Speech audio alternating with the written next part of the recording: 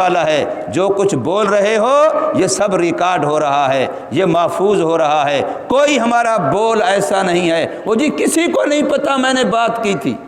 کسی کو نہیں پتا، اس کو پتا ہے۔ جو ذات سمیع ہر وقت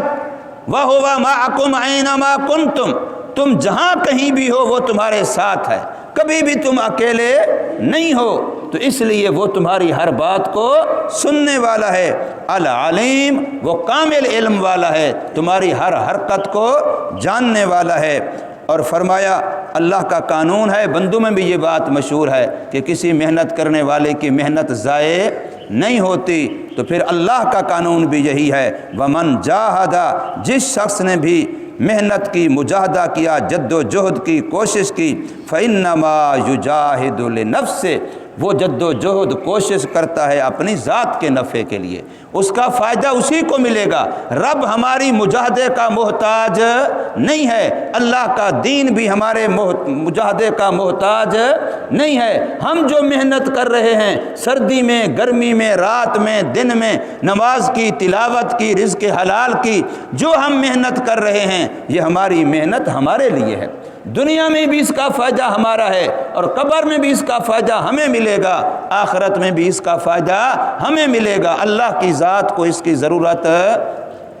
نہیں ہے، اس لیے فرمایا ان اللہ لغنی، اللہ کی ذات تو غنی ہے، وہ بے نیاز ہے، اس کو تمہارے سجدوں کی، تمہاری نمازوں کی،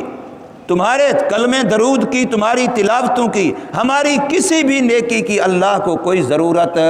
نہیں ہے۔ حدیث میں صاف آتا ہے کہ ساری دنیا کے سارے انسان، اللہ نہ کرے فرض کر لیں کہ سارے کافر ہو گئے، خدا کے باغی ہو گئے، تو اللہ کی کبریائی میں کوئی فرق نہیں آتا، اس کی عظمت، شان، جلالت، بزرگی میں کوئی فرق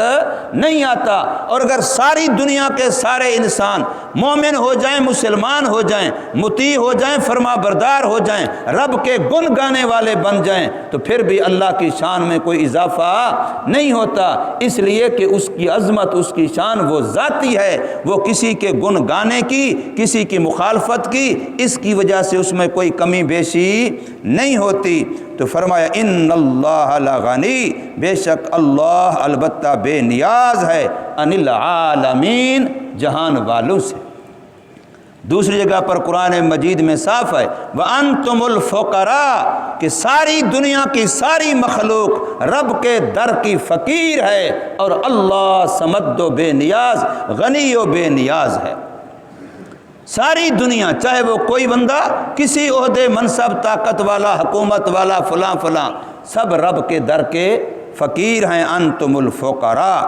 تو یہاں فرمایا کہ اللہ غنی ہے، جو بندہ بھی محنت کرتا ہے، مشقت کرتا ہے، مجاہدہ کرتا ہے، تو وہ اپنے لیے کرتا ہے، اس کا نفع اسی ہی کو ملنے والا ہے۔ بلکہ رب کا تو قانون یہ ہے، تم ایک کرو گے وہ کم از کم 10 گنا دے گا، اور 10 گنا بھی کم از کم ہے، ورنہ تو 700 اس سے زیادہ دے گا۔ اس کا تو فضل ہی فضل ہے، کرم ہی کرم ہے، رحمت ہی رحمت ہے۔ اس لیے فرمایا